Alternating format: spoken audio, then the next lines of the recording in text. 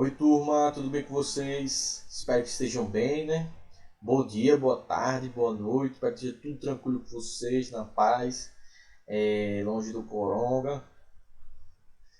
Agora tá tudo aberto aí, né? E parece que tá tudo. Não tem mais doença, não tem mais nada, mas vamos seguir a nossa vida, cada um sabe o que faz, né? Na última aula a gente estava falando sobre. Nas últimas aulas, né? A gente começou a falar sobre as ondas, o que são as ondas, o que a gente chama o fenômeno ondulatório, né? Que a gente estuda na física. Esse fenômeno ondulatório, né? Nada mais é do que o fenômeno das ondas, né? Então as ondas na física é todo aquele processo que a gente viu que onde ocorre o processo de transporte de energia, é, mas nunca há o transporte de matéria, né? Então o fenômeno ondulatório, ou seja, o fenômeno de ondas é todo esse processo em que a gente tem ao longo da natureza, um fenômeno na natureza em que você tem energia sendo transportada de um lugar para o outro, mas essa energia e esse fenômeno ele nunca transporta matéria. Então isso é o que caracteriza uma onda, um fenômeno físico em que a gente tem transporte de energia, mas nunca o transporte de matéria. É, Dentro das ondas a gente viu que a gente tem dois tipos de ondas, né? As ondas mecânicas, que são aquelas ondas que necessitam de um meio material para se propagar, ou seja, aquela energia ela só se propaga em um meio material, precisa existir matéria, e essa matéria pode ser o ar, um sólido, a água, um líquido, mas as ondas mecânicas elas só se propagam, ou seja, elas só conseguem transportar energia se elas tiverem um meio onde elas possam se propagar, ou seja, se elas tiverem um local onde se propagar. A gente tem como exemplo disso, né, as ondas do mar, o som que a gente vai começar a estudar hoje, mais especificamente. E a gente também tem as ondas eletromagnéticas. Essas ondas eletromagnéticas, elas não necessitam, ou seja, elas não precisam de um meio material para se propagar. Ou seja, a gente pode dizer que elas podem se propagar na ausência de matéria. Essa ausência de matéria é o que a gente chama de vácuo. Então, no espaço, por exemplo. Então, as ondas eletromagnéticas elas conseguem se propagar sem necessariamente ter um meio material. Elas podem se propagar em um meio material, mas elas não precisam de um meio material para se propagar. Então, a gente tem como exemplo a luz, as microondas, as ondas de rádio, alguns tipos de radiação, como a radiação gama, o infravermelho, o raio-x. A luz que a gente chama é a luz visível, né? A luz que a gente enxerga, mas dentro do espectro do eletromagnético, né?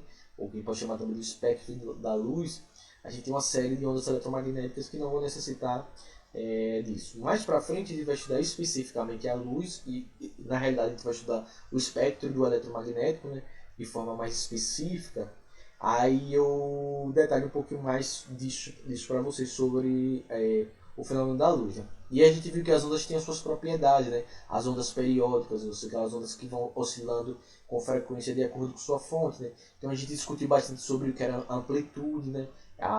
Seria o ponto mais elevado da oscilação, né? Então a gente tem o ápice da onda, né? Que a gente chama da crista, né? Da oscilação, o vale, que é o ponto mais baixo das oscilações, a gente tem o comprimento de onda, né? Que a distância entre uma crista e outra, ou entre um vale e outro vale, né? Ou seja, a distância que a onda percorre uma oscilação inteira. Conversamos sobre a frequência das ondas, né? Então, ele falou sobre a crista, o vale, a amplitude, né, que seria essa altura da, da crista ou do vale, né? Ou seja, a maior altura que a oscilação tem partindo do seu ponto de repouso. Falamos sobre o período da onda, né, que é o tempo que uma onda ela gasta para produzir uma oscilação completa. Falamos sobre a frequência da onda, que é o número de oscilações que uma onda pode realizar é, dentro de um determinado tempo, né, em um segundo, quantas oscilações ela faz. Isso é a frequência, né? E falamos bastante também sobre a relação entre período e frequência, né? Que viu que período e frequência eles têm uma relação inversa, né? Então período é 1 sobre a frequência e a frequência é 1 sobre o período.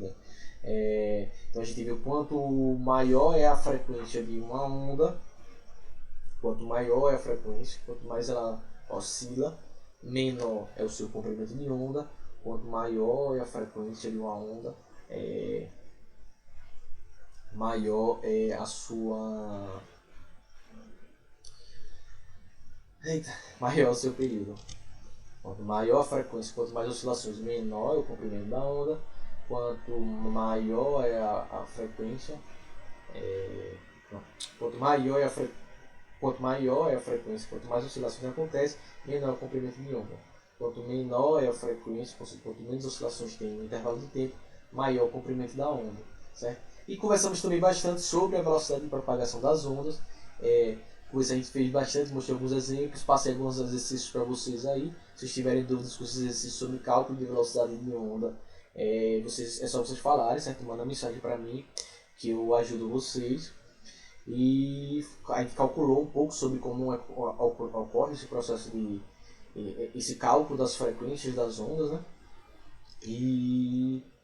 E as ondas, né, são a unidade de medida que a gente tem são os hertz, né? Então, o Sistema Internacional de Unidades de Medidas utiliza o hertz, a unidade de hertz, que é em homenagem ao cientista que dá abaixo das ondas, né? O hertz, né? E essa é a unidade, né? Então a gente vê muito nas ondas de rádio, nas frequências da onda de rádio, né? 9.3 Hz e por aí vai.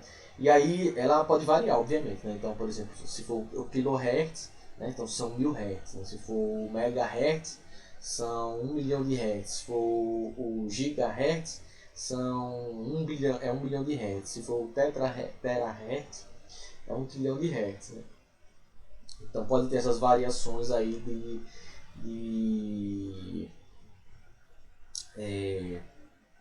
na unidade de medida. A unidade é o hertz, essas outras unidades aí só são multiplicando por 1000.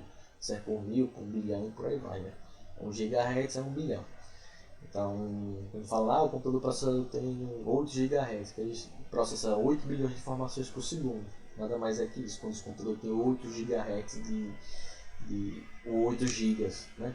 Quando esse computador processador tem 8 GB, é o quê? Porque ele processa 8 bilhões de informações em um segundo. É isso que ele quer dizer. Né? E as ondas, as oscilações das ondas, elas podem produzir uma série de fenômenos também. Vocês viram recentemente aí o terremoto na Bahia, a partir das ondas sísmicas, né? Então, as falhas geológicas elas podem produzir ondas sísmicas, ou seja, são propagações de energia causadas por essa falha na crosta, né? Essa falha na rocha.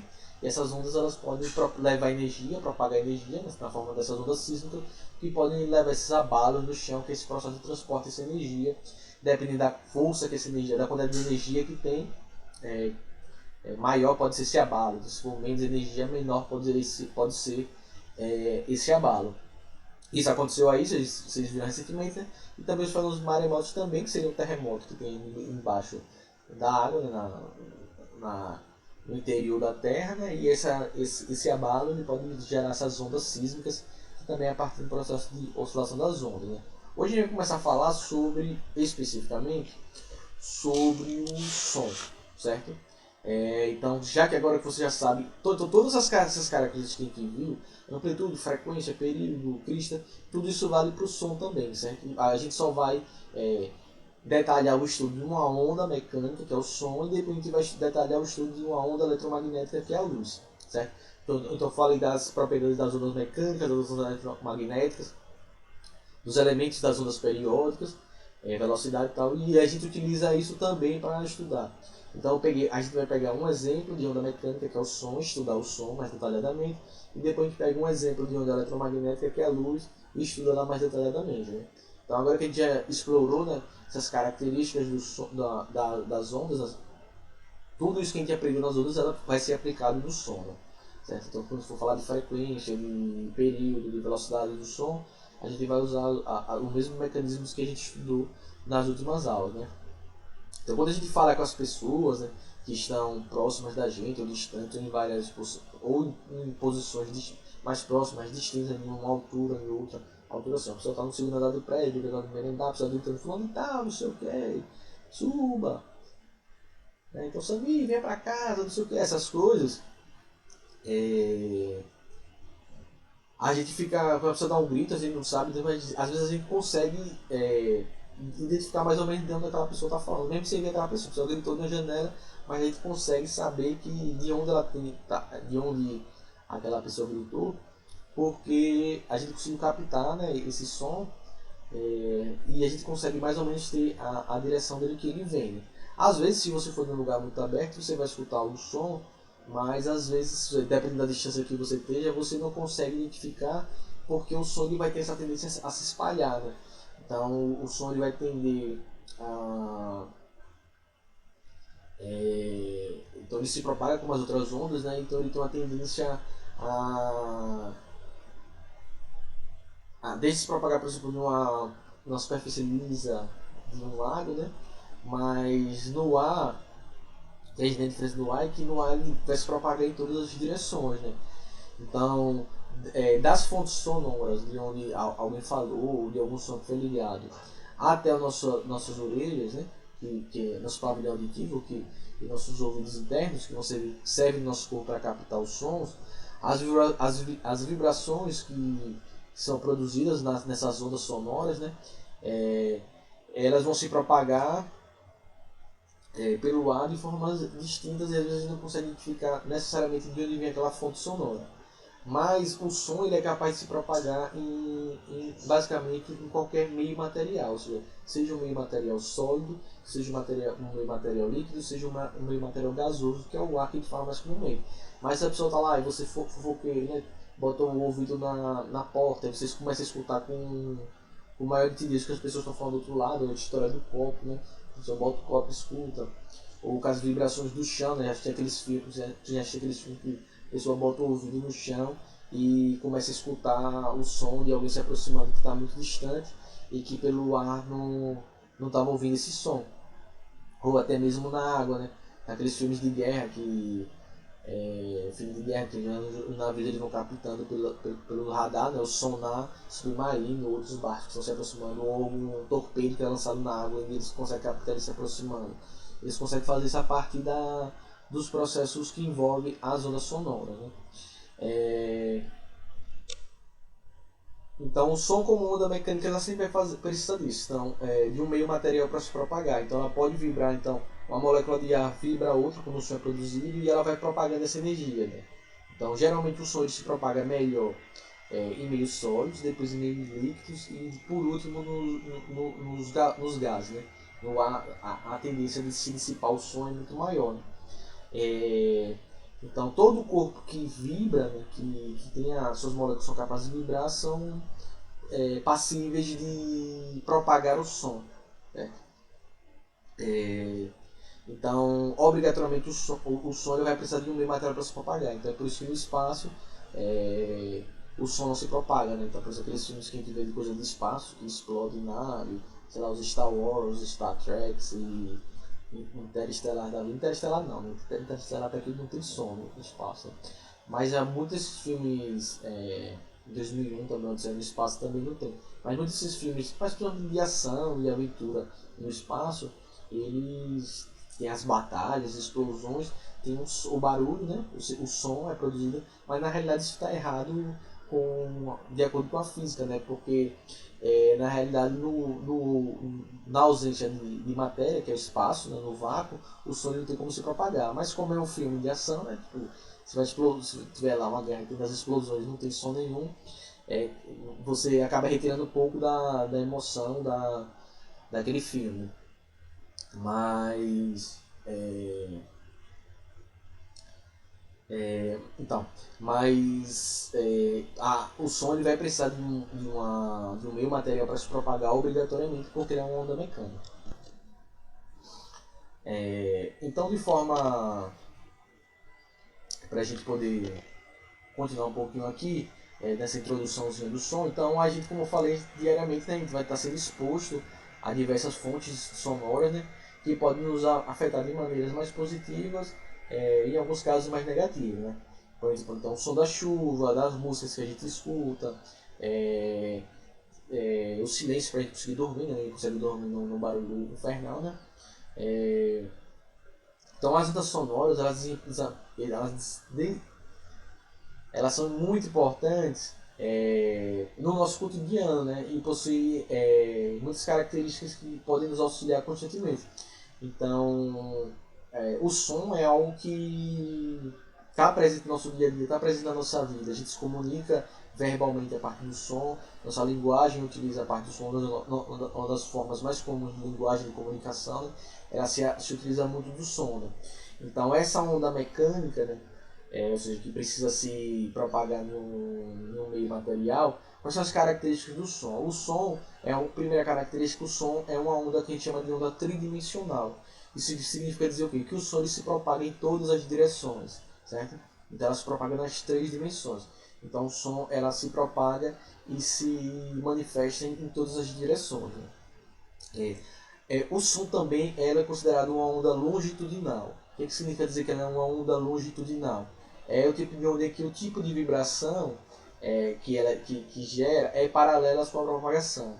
Ou seja, o tipo da vibração, a vibração que o som propaga é paralela à sua propagação. Ou seja, o meio que ele está se propagando, ele se propaga de forma paralela. Certo? Então o som é uma onda tridimensional que se propaga em todas as direções, e longitudinal, que é o tipo de vibração que é gerada a partir do som, é paralela à sua propagação.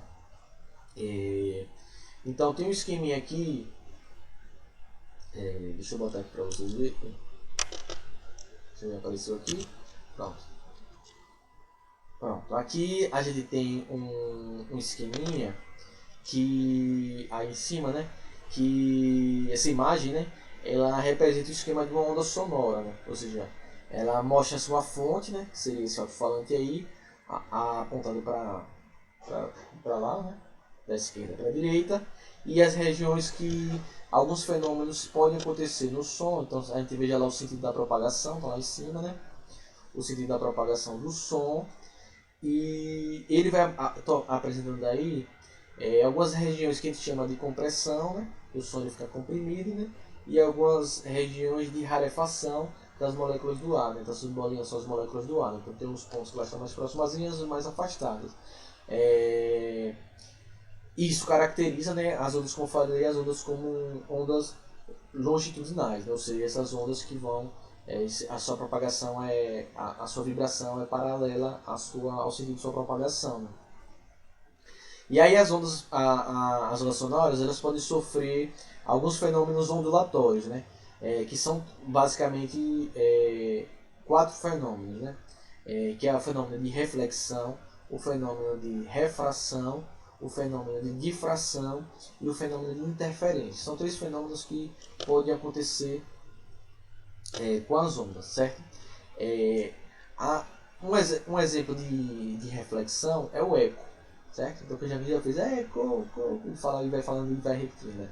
A reflexão se caracteriza justamente pela distinção entre o som produzido por uma fonte e o som refletido por um obstáculo. Então a reflexão nada mais é que quando o som ele atinge uma superfície material e ele retorna, e a fonte retorna para a fonte. Mais para frente a gente vai estudar, na próxima aula especificamente, a gente vai estudar o eco de forma detalhada, certo? Mas, por exemplo, um dos fenômenos ondulatórios que é a reflexão, que é quando o som produzido por uma fonte ele é refletido por algum obstáculo que esteja à frente dele, é o que a gente chama de reflexão, que no caso do som a gente caracteriza como eco. Na próxima aula eu falo mais detalhadamente sobre o eco, né? Por exemplo, não é com som, mas por exemplo a miragem, né? Caracteriza aquela miragem. Miragem seria algo parecido com reflexão, só que obviamente que não é pelo som, né? Pela luz, né? Tem aquelas coisas, daquelas miragens, né? Então, por exemplo, em dias muito quentes, né? Em virtude, devido à mudança do índice de refração do ar próximo à superfície muito quente, o som sofre desvios, e esse fenômeno ele é dificilmente, ele não é muito perceptível, né? Mas acontece esse processo de refração, né? Ou seja, o som ele é desviado. Então a refração é um processo de desvio. A gente vê bastante a refração quando eu vou falar da luz, né? Que a gente consegue ver mais nítido, mas a refração, em dia muito quente, o som ele pode sofrer desvios, mas isso é muito difícil de ser percebido, ou seja, pelo som. A gente consegue perceber mais a refração na luz do que no som, mas pode ter desvios do som. Então a refração é um processo de desvio do som, né? A difração ela ocorre quando as ondas sonoras elas contornam obstáculos, né? Ou seja, quando as ondas sonoras desviam de obstáculos. Então, por exemplo, quando a porta de um ambiente está entreaberta, ou seja, não está nem fechada nem aberta, podemos ouvir o som que vem de dentro. Então, se a pessoa não deixou a porta muito bem fechada, está falando dentro do quarto, você na sala escuta. Porque o som ele é capaz de fazer difração, ou seja, ele é capaz de desviar desses obstáculos. Né? E a interferência é um fenômeno que ocorre quando você tem um encontro entre ondas sonoras que são produzidas por fontes distintas. Né? Então, nesse contato entre essas, uma onda pode destruir a outra onda. Né? Então, a chamada interferência destrutiva, né, pode gerar essa interferência destrutiva, mesmo num ambiente muito barulhento. Ou seja, ele pode gerar, em um ambiente que esteja muito barulho, pode ter regiões de silêncio, ou seja, uma onda sonora ela pode destruir a outra. E aí tem o que a gente chama da interferência, e a interferência destrutiva é quando uma anula a outra. Né? Existem algumas propriedades relacionadas com a nossa capacidade de percepção do som, que a gente chama de capacidades fisiológicas do som. E nas próximas aulas também vou falar um pouquinho mais detalhado sobre eles. Certo? Depois da próxima aula eu vou falar sobre eco e velocidade do som, e na outra eu vou falar sobre as propriedades fisiológicas do som. Mas só para dar uma pequena adiantada superficial, o ouvido humano ele não consegue captar, nosso ouvido ele não consegue captar todas as frequências de ondas sonoras que a gente está exposto. Né? Mas existe um intervalo de frequências que são audíveis, né? Ou seja, que a gente consegue ouvir, que nosso ouvido consegue captar. Ou seja, nosso ouvido ele não consegue captar todos os sons que são produzidos. Né? Sons muito altos ou um som muito baixo, fora de uma faixa de frequência, a gente não consegue ouvir. Né? O nosso ouvido ele varia mais ou menos de 20 Hz ao máximo de 20.000 Hz. Né? Então, sons abaixo do mínimo, sons abaixo ao mínimo de que a gente consegue ouvir, a gente classifica eles como infrassons, e os sons que são a mais do que o máximo que a gente consegue ouvir, a gente chama dos ultrassons. Né? Então, por exemplo, aqui a gente pode pegar aqui na tabelinha aqui, esses intervalozinhos desses sons que a gente pode captar ou não. Né? Então, por exemplo, aqui a gente tem aqui, por exemplo, o nosso ouvido. Então, no nosso ouvido a gente tem de 20, varia de 20 a 20.000 Hz, né? Então as infrações estão abaixo de 20, e os ultrassons estão acima dos 20.000 Hz. Né? Então, sons com menos de 20 Hz, o nosso ouvido não capta, sons com mais de 20.000 Hz, nosso ouvido também não capta. Os cães, veja que os cães eles já conseguem ouvir mais que a gente, ou seja, a fração deles o intervalo, o espectro auditivo dos cães vai de 15 a 50.000 Hz, né? Então eles conseguem ouvir infrações que a gente não ouve, eles conseguem ouvir, eles conseguem ouvir ultrassons também muito mais elevados que a gente não consegue ouvir. Os morcegos, eles vão, a frequência média de 1.000 a 120.000 Hz. Né? Então os morcegos, alguns sons que a gente consegue ouvir, os morcegos não ouvem, né? Mas eles também conseguem ouvir muito mais sons mais frequências maiores, e os golfinhos estão aí entre 150 e 150.000 Hz. Né? Então aqui só para a gente poder exemplificar um pouco disso. Mais para frente, quando a gente fala das características fisiológicas, né, intensidade, altura, eu falo mais um pouquinho de novo sobre isso, sobre as infrassons, ultrassons, certo?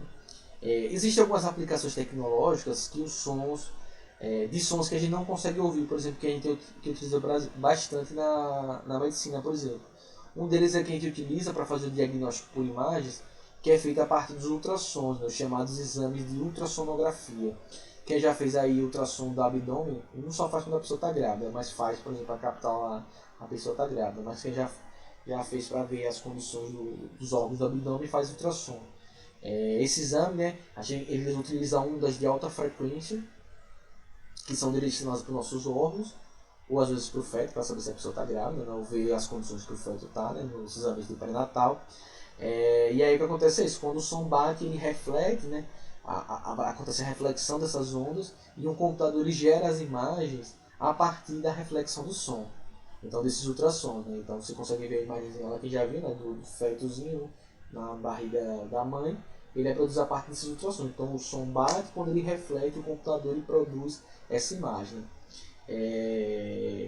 A mesma coisa quando faz ultrassonografia do abdômen, quem já fez, sabe, às vezes tem que beber muita água para ficar com a bexiga de água, a bexiga cheia de água, né, para o som bater nessa água e se propagar melhor e ter imagens mais nítidas.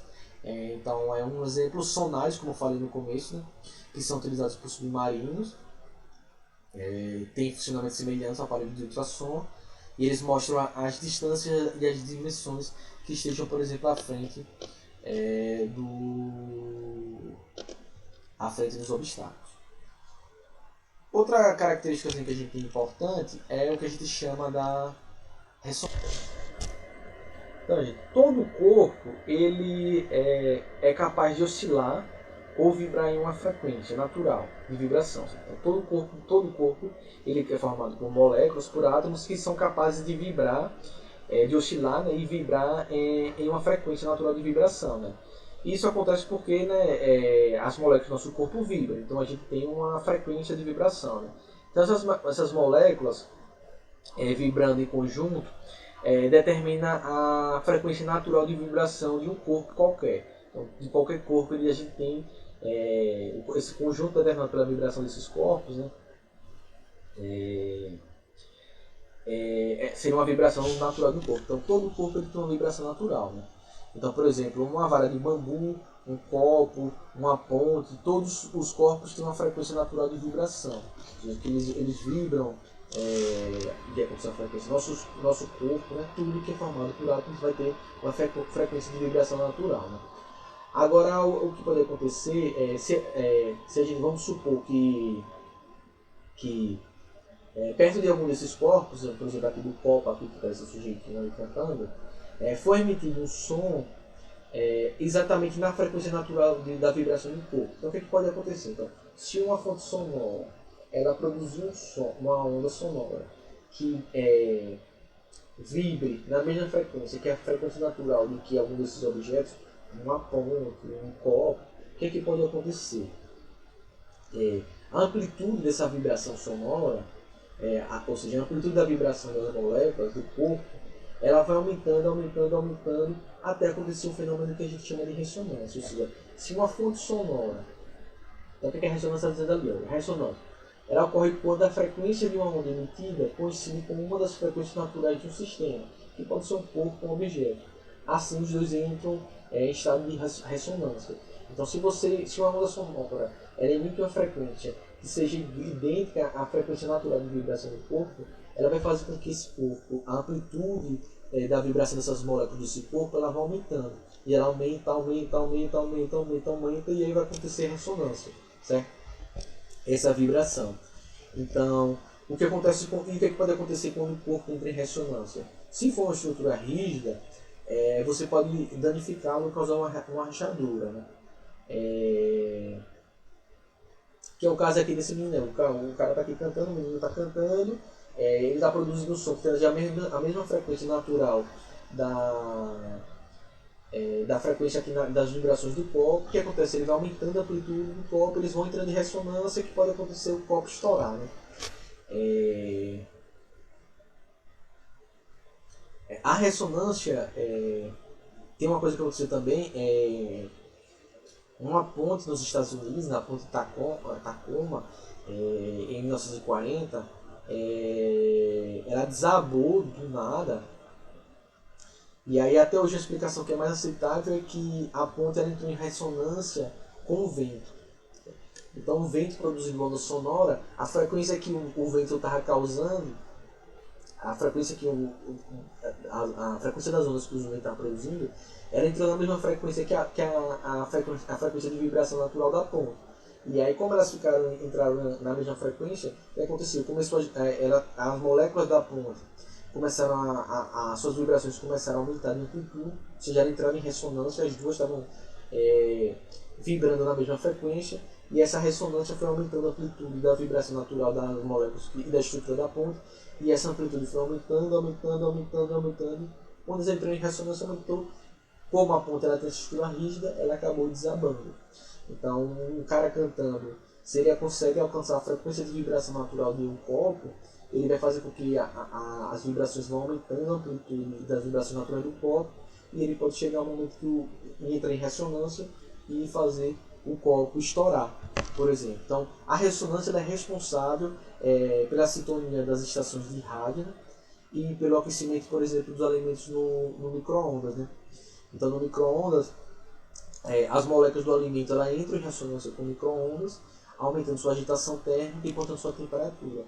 Então, quando você vai lá no rádio, aperta o botãozinho e você sintoniza exatamente a frequência que está produzindo a onda de rádio, o som consegue entra em ressonância e capta a frequência de rádio e você começa a escutar o som que está sendo produzido. Por isso que cada estação de rádio tem uma frequência diferente, para que uma não anule a outra. Né?